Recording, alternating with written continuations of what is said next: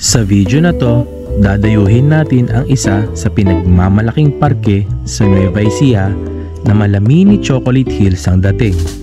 Susubukan nating mag-camping at magpalipas ng gabi sa tinaguriang Little New Zealand ng nasabing bayan. Anong adventure sa daan ang sasalubong sa atin at anong ganda ng kalikasan ang ating matutunghayan? Tara, samahan nyo kami sa aming kwento ngayong araw na ito. Pagdating natin sa bayan ng Quiapo, nagpagasolina muna tayo sa Petron bago tuluyang pasukin ang daan papunta sa ating tutuluyan. Ay!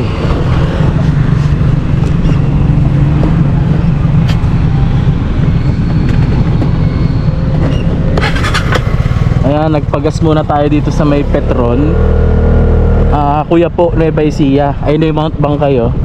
Bali ang palatandaan papunta dun sa pupuntahan natin na makampingan is itong Petron, Quiapo, Nueva Ecija. Itong kalsada na to, ayun yung presinto. Itong kalsada na to is Nueva Ecija, Pangasinan Road. Ayan. So dito yung pinaka palatandaan ninyo. Yung unang kakananan natin doon, yun na yung papasok sa camp. May dadaanan pa tayong rough road. I think around mga 2 kilometers or mahigit 1 kilometer. Ayan. So dito na tayo kakanan. And makikita yung palatandaan, Rancho de Cabiliw. Cabiliw ang basa dyan, ang bigkas, pero Cabileo yung spelling. Rancho de Cabiliw. Nakapunta na tayo dito, I think mga first quarter ng taon ngayon. Nag-rides lang tayo. Ay, ayun oh, color blue. Parang ano yan, nabubuhay sa tubig, nangunguha ng mga makakain niya sa tubig. Ito, ano, patikim na rough road pa lang ito. Patikim na rough road kasi nasira yung kalsada, gawa ng siguro, alam mo naman, lupa. Wala naman bakal ang mga ano dito eh, kalsada eh. Kasi hindi naman to talaga national highway para lagyan ng bakal. Eh bumababa ang lupa, kaya siyempre ang semento, ang bato gumuguho.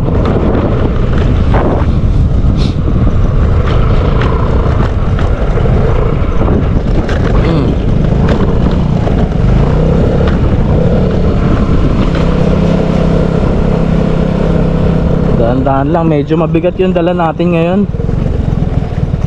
At ang isi-set up nating tent kasi yung bagong bili ko, Shine Trip Tunnel Tent sa Shopee. Gusto ko masubukan para nga naman madaling set up. Mabigat, mga sa ano lang naman to eh, 4 kilos mahigit. Madaling i-set up.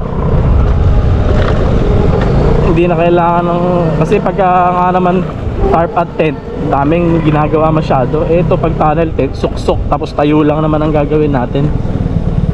Patikim pa lang to ng rough road, matindi rough road na nadaanan natin. So yung sinabi ko kanina, galing na tayo dito first quarter ng taon, namasyal lang tayo kasi na ano naman to eh, park talaga yung ano, yung Rancho de Cabiliw, picnic spot, picnic area. Gusto ko lang siyang ocular visit kasi nga nasa plano ko na mag-camping talaga dito dati. So meron siya mga glamping area kung saan pwede kang mag-rent ng TT hut. Tapos ngayon may binuksan sila na Camp 1 tsaka Camp 2 na pwedeng mag-pitch ng tent. Kasi hindi ka pwede mag-pitch ng tent dun sa ano, dun sa park area, dahil nga syempre may mga nagsi-selfie doon para kitang-kita yung nature ng Colosboa Hills talaga. Ayan no, Colosboa Hills. Ayan.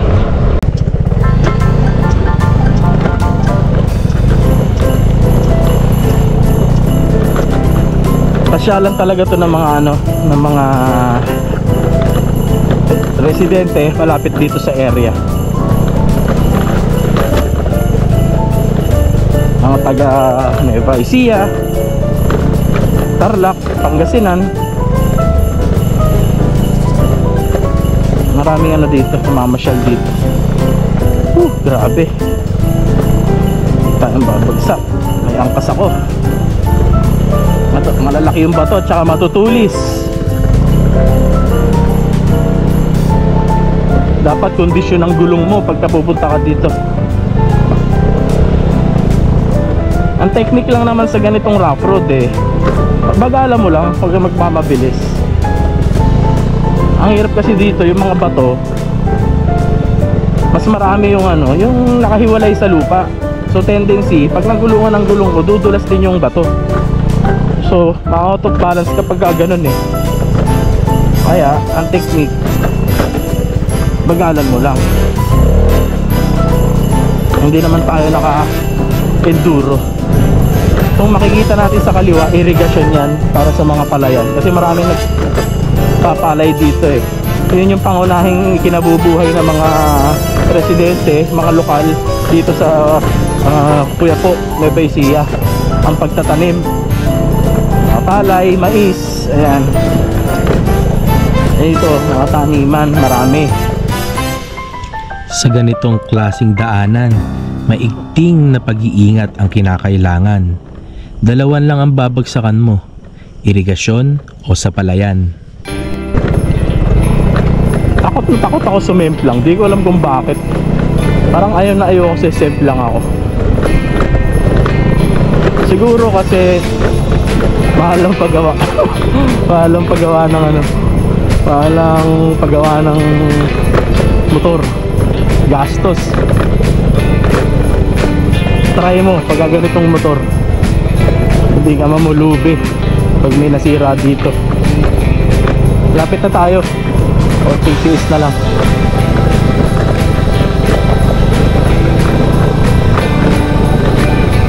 Ang baba kasi ng ground clearance na itong Vespa talaga.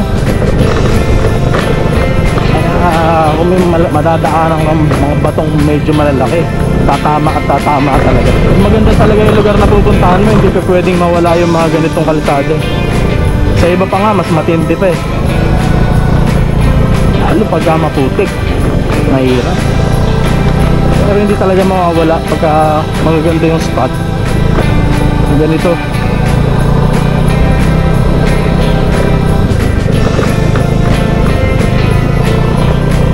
Ayan, daming kabataan hindi sila namamasyal.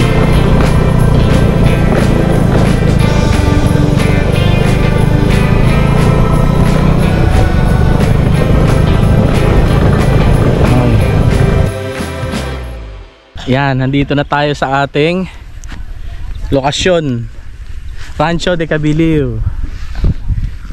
Nagloko yung shots ng drone ko kanina nung nagfo-focus track ako dito. Ay hindi na ako sinundan, hindi nakuhanan yung shot tuloy. Pero dito tayo magpipit siguro.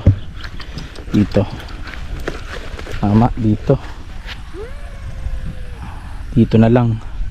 Ganda yung lugar may old dog, mayroong camper doon sa baba sila nag set up ng kanilang tapos merong ayan yung Mount Bangkay. Maganda yung lugar, ayan yung Mount Bangkay. Old dog na to, halata. Ganda ng tahimik lang. So flat.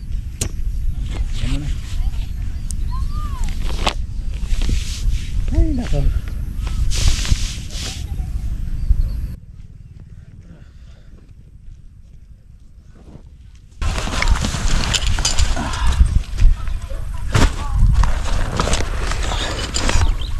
Ha? Tunnel tent. Malaki siya. Malaki siya guys. Malaki siya guys. Laki. Oops. spend Christmas in their home each year. It's Christmas time, my thoughts return. Haba nito, mali ako.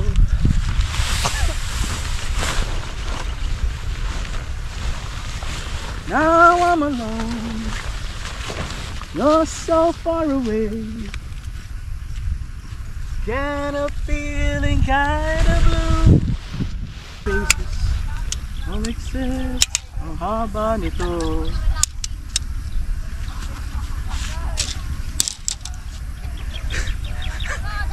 Tatawad na. Parang pagod na ako.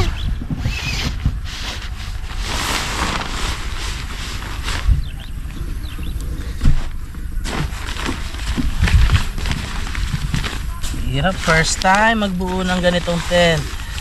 Ang laki.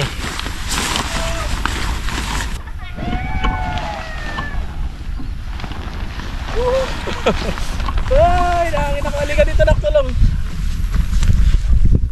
Oo. Wag mo, dito ka lang. Wag mo labanan. Wag mong sundan. Sige pa, urong ka. Yan.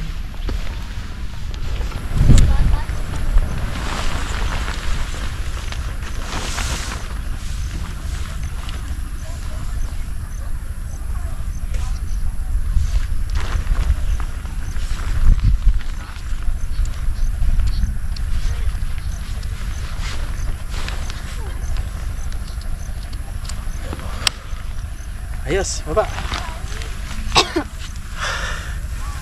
Ito yung first time naming tatayo yung tunnel tent. Mahirap pala.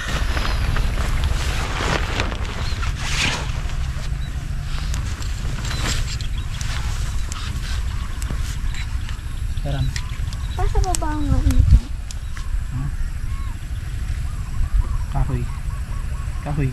Ayun.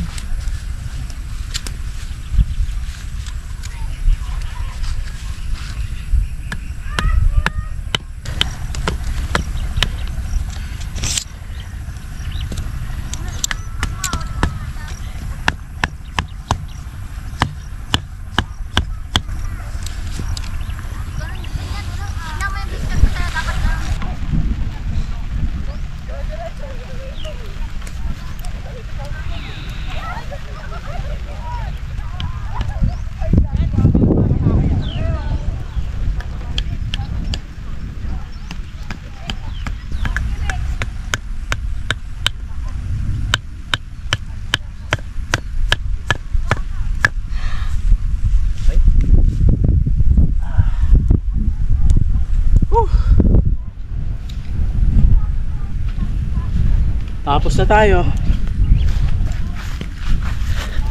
Tapos na tayo mag-set up ng ating bagong tent. Maambon pa ngayon. So siniswerte tayo. Gusto sana ko muna ng drone shots. Habang yung last na pagtayo ko ng pole, i-drone shots ko sana. So maambon na. Magpa-reserve na tayo ng ano, na makakain natin kasi wala tayong baon na pagkain na panghapunan ngayon. Gawa ng para syempre masuportahan din natin itong rancho, itong park na to. Para masuportahan din natin sila.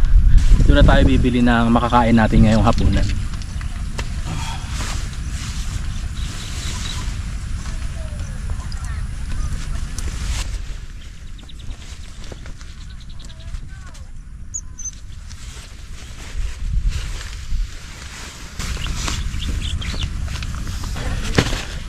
Nabot din tayo ng ano dito. Tagal din. Ano oras na, nak? 5:40? 14. O 5:14 na ng ano, ng hapon. Dumating tayo dito siguro alas 4 ata eh. Isang oras din tayo nag-set up sama tong inner tent. Ano siya, 4 season pala tong Shine Trip na to. 4 season tent siya. Kaya expect natin maganda to sa mga malalamig na climate kasi hindi mo may ramdam mo yung lamig pero hindi gaano ramdam. Tara, Lagay na natin tong higaan natin. Nakalimutan ko magdala ng ng ground sheet. Kaya wala tayong ground sheet dito. Sana hindi siya mabutas.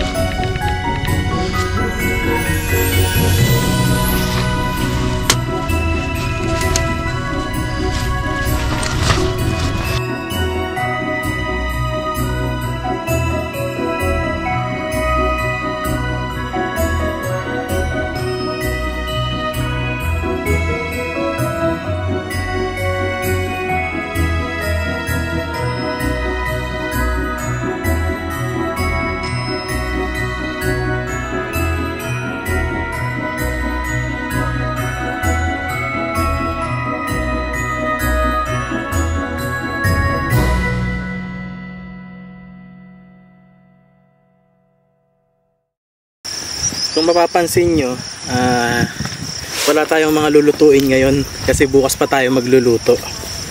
At hindi na tayo nagbaon ng kanin. Gawa ng syempre para masuportahan natin itong tindahan dito. Yun yung business nila para masuportahan din natin. Dito na tayo bibili ng makakain natin. So umorder ako ng mamaya makikita nyo kung ano yung pinaluto kong ulam. Dito na tayo nag-order para hindi na tayo magluto. Siguro bukas ng umaga, almusal na lang yung lulutuin natin. Kasi ganoon din para makasuporta tayo sa tindahan. Yung nagkakakitaan nila medyo mahangin-hangin dito. Bukas, ikutin natin yung area maaga-aga para makita ninyo kung ano yung itsura. Sana wag umulan, umambon kanina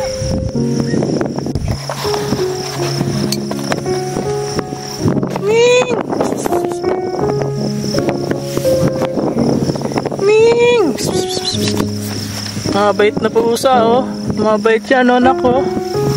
Mabait ba yan? Ming! Ming! Ming! Yan, first time nating hindi magluluto. Hindi pa ako kumakain magmula kaninang umaga. Pagkagising ko hanggang ngayon hindi pa ako breakfast or tanghalian. So isang meal na lang tayo kaya nag-double rice yung in-order ko. Merienda mamaya yan, binuksan mo na anak. Gutom ka na? Kaya may merienda yan. Hindi niya upusin. Hindi kami pusa. Ganda dito.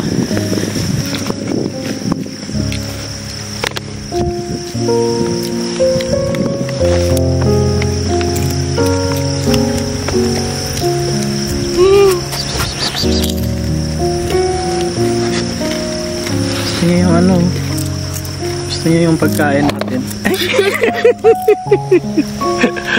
Talaglag. Okay naman itong pagkain ng pusa na pinakain ko. Ano siya? Fish skin with salted egg. Busog na siya dito sigurado. Iba naman tayong dog food kaso baka may pumunta pa. Ito na lang pakain natin sa kanya. Tapos bigyan na lang ulit natin yung ibang aso dito. Ayan. Ito yung baon natin. Bigyan natin siyang konti. Yung kasya sa tiyan niya. Mag-i-expand naman to Oy Ming! Bigyan natin siya. Ming! Ming! Dito ka sa loob kumain. Ming! Ming! Ming!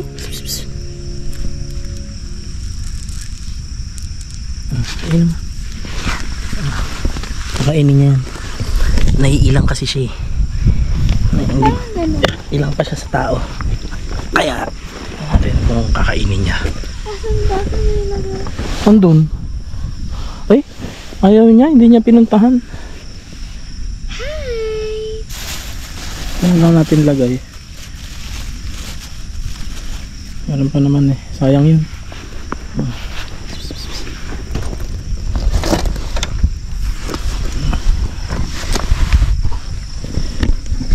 Ayaw niya. Kaya kaming. Pag hindi mo kinain yan, sayang yan. Kainin mo yan. Sayang yan. Lalaki siguro to. Hindi, babae. Maliit eh. Ay, babae ba? Ayaw niyang kainin. Choosy ka pa. Anong gusto mong chicha? Gumawa ka na. Tingnan mo kung baka kainin na niya. Oh, yo. Kainin mo na, Meng. Ang yaka. Ang gusto mo yung fish skin. Ayaw mo na. Wala, umalis na. Hindi pinansin. Walang yaka. Ibibigyan ka ng tamang pagkain eh. Ayaw mo. May alas 7 na ba, nak? 6:21. Nagpaluto tayo ng ano kanina na makakain ngayon. Gawa na para syempre suporta na rin dito sa kinampingan natin para madagdagan din yung kita nila, 'di ba? Kaya dito na rin tayo bumili ng panghapunan eh. Para hindi na rin na hassle na magluto-luto pa for the show. Bukas na tayo magluto, almusal natin. Magkakarbonara tayo bukas. Tignan nyo kung gaano kagaling magluto ng carbonara. Wala akong mapakita sa inyo eh, no? Ang dilim eh. May nagka-camping dun sa ano, sa baba. Ay, na meron silang Christmas light. Merong grupo dun na 4 sila. Nagka-camping din. Tahimik na itong lugar. Ngayon, Sabado pa ngayon ha. Kasi itong Rancho de Capilio is more on park lang talaga. Binuksan lang nila tong Camp 1, which is bukas papuntahan natin, tsaka itong pwesto natin Camp 2. So inopen lang nila to para sa mga gustong mag-camping. Pero dun sa mismong park bawal tayo mag-pitch ng tent, gawa ng syempre maraming mga nag-selfie doon o picture. Pangit nga naman pag nakita nila yung ano, yung ganong may mga tent. Kaya may specific area for tent pitching. Yun ang ano dito. Magandaan dito. Mahangin. Tingnan nyo. Ano? Mahangin dito. Huwag lang sanang lumakas. Kasi hindi naman natin tinali yung mga guideline natin eh. Huwag sanang lumakas. Okay lang yung ganito. Pag lumakas to, Diyos ko, tatangayin to. Laki nito. Ayan. Ay, gutom na ako. Ayan, so ito na yung ating hapunan. Pinick up ko dun sa tindahan kanina kasi walang magkakatid. Kaya pick upin na lang natin. Umorder tayo ng tosilog, bang silog sa anak ko, tapos laing. Tapos pinahiram tayo ng kung suka to, Mountain Dew. So kain muna tayo at para mamaya makapagpahinga, bukas magising tayo ng maaga and ikot-ikutin na natin itong rancho. Makakita ninyo, palipad tayo ng drone. Lakas ng hangin, mamaya siguro baka itali ko itong mga guideline kasi mahirap na. Madaling araw, lumakas, maabala pa tayo sa pagtulog. Kain tayo.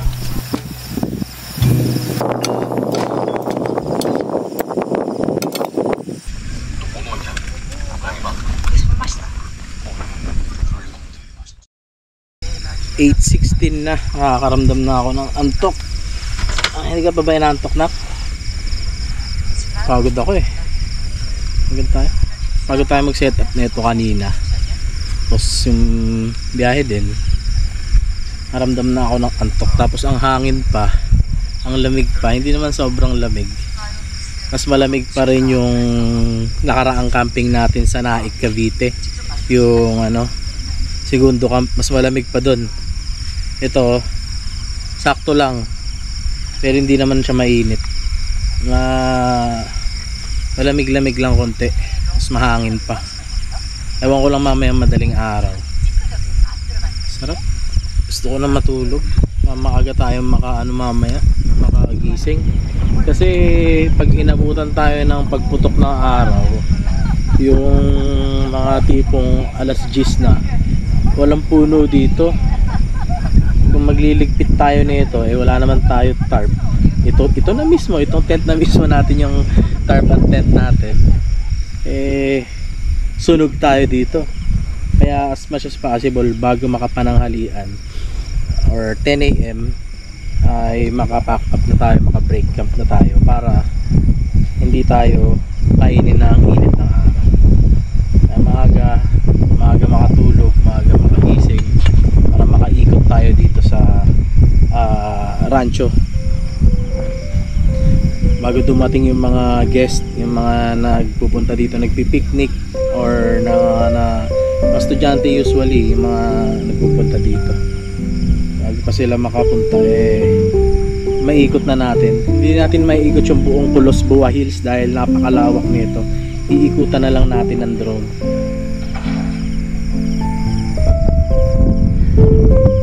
Tapos dito lang, punta lang tayo dun sa parang view deck nila. Tapos ayan, ikot-ikot lang tayo para makakita lang ninyo. Itong vlog na to, itong dinodocumentary ko na to na camping is Christmas special namin dahil 4 days na lang, Pasko na ng 2024. Pero siguro i-upload ko ito sa December 30 or 31, mga ganun.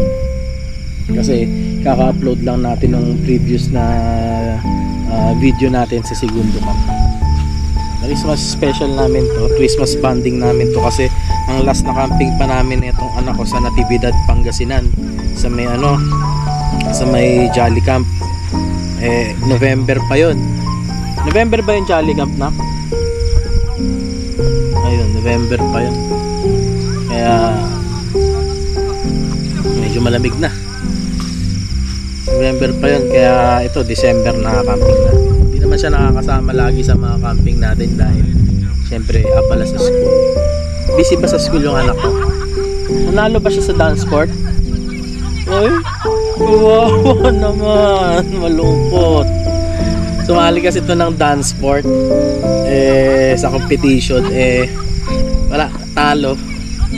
Pero okay lang yun, ganun talaga yun. Wala namang nananalo sa umpisa relax lang tayo. Bukas gigising tayo na maaliwalas at payapa.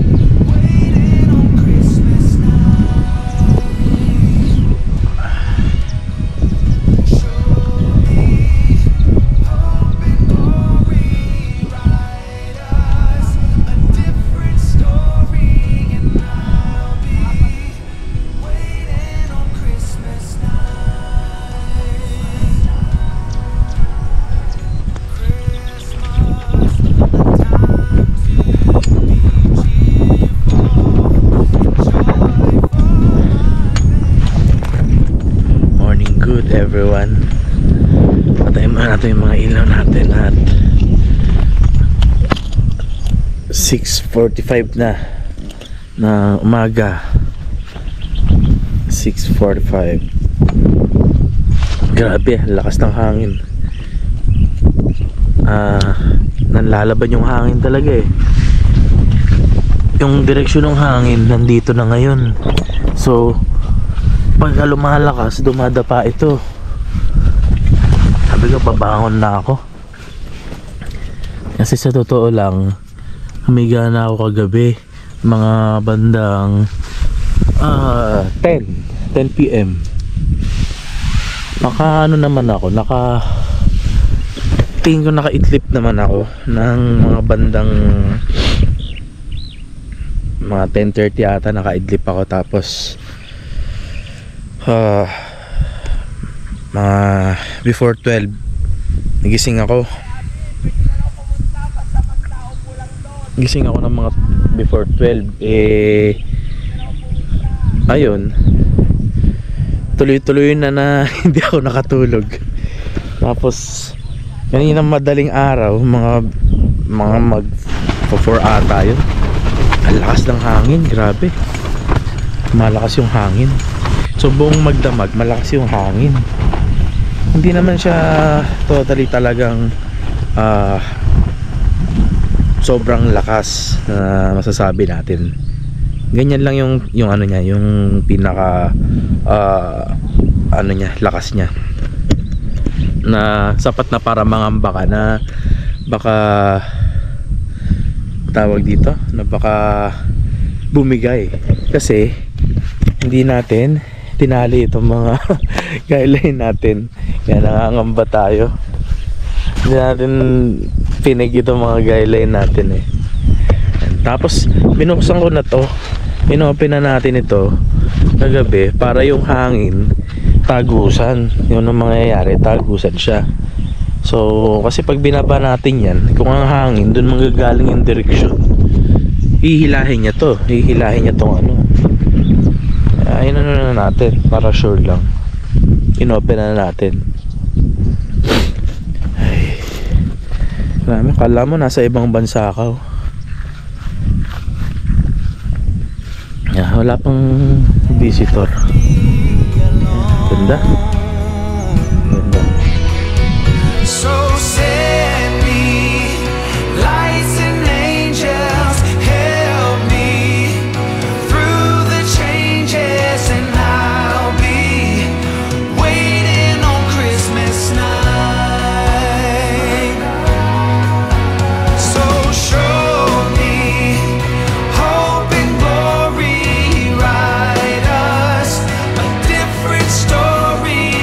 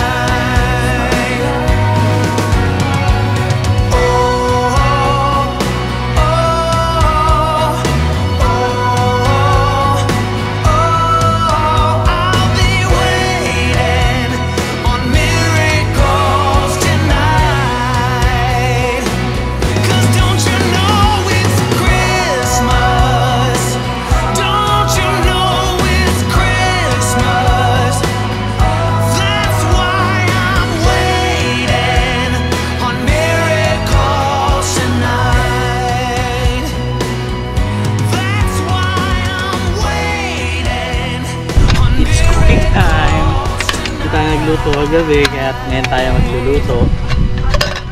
Ang ating lulutuin ay ang carbonara. Natin kung gaano kasarap magluto ng carbonara ang papa. Sarap ba magluto ng carbonara ang papa? Carbonara. Only one for me. Ito yung aking, dito nakalagay yung mga baon namin pagkain na hindi nakain kagabi. Meron tayong cup noodles na sabaw sana natin kagabi sa pagkain. Gusto mo ba makainin ito? May carbonara na tayo eh. Tapos meron tayong pepero. Ayun na ng anak ko yung pepero.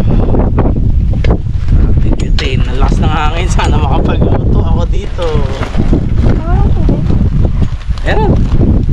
Ito yung carbonara ko. Nissin Express Carbonara. Noodles na naman.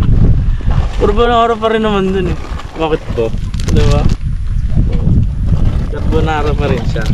Pero lalagyan natin ng konting twist. Lagyan natin ng Mario's Mini Vienna Sausage, care of my tita Arlene from Canada. Nagpadala siya ng package ng mga delata and chocolates. Ngayon kasama itong Mario's Mini Vienna Sausage. Kasi ano bang tatak yung isa, yung kulay blue, yung madalas natin kinakain na sausage. Nakalimutan ko ano. Itong noodles na kimchi noodles, sa bahay na namin kakain. Tayo na para makapag break camp na tayo. Mainit na yung mainit na yung sigat ng araw. Alas 8 na rin kasi. Kaya sunog-sunog na naman kami mamaya nito. Wala na kami lilim. Pero mamayang hapon pa naman sana kami mamayang hapon pa naman sana kami mag-out, sabi sa amin ni Kuya. Mas mainit mamaya mag break camp pag mga alas 12 hanggang alas 2, diba? Mas mainit mamaya mag break camp. Tirik ang araw eh. Samantalayin na natin ngayon. Bahala na. Dalawa ito, luto muna tayo. Tapon natin yung tubig. Sayang. Hulog yung isa, sayang.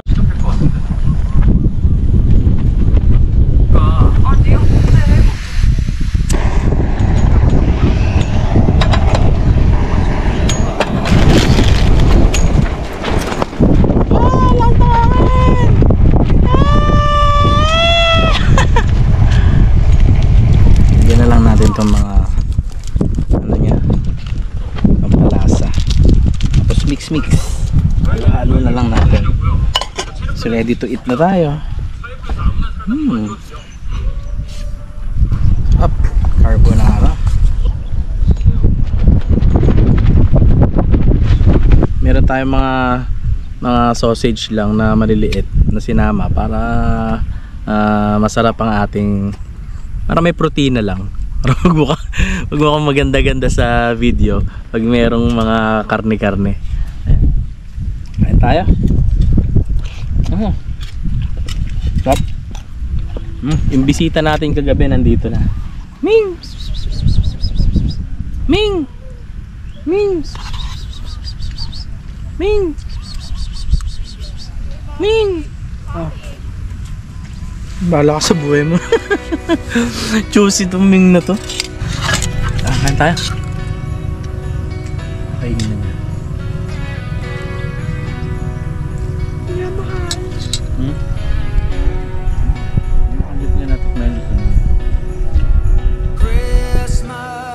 Ang Pasko ay nalalapit na.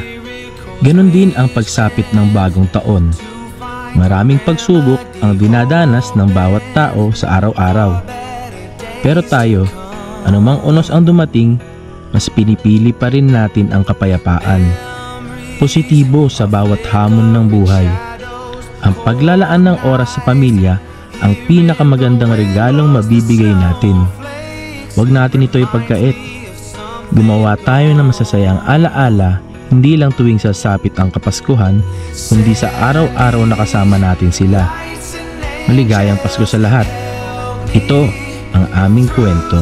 Changes and I'll be waiting on Christmas night.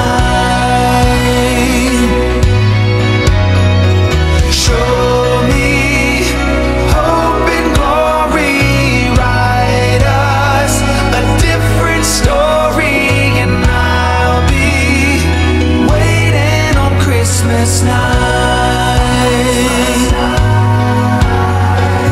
Christmas, a time to be cheerful and joyful, but baby, you left me alone. So send me lights and angels, help me through the changes, and I'll be waiting on Christmas night. So show me hope and glory, write us a different story, and I'll be waiting on Christmas night.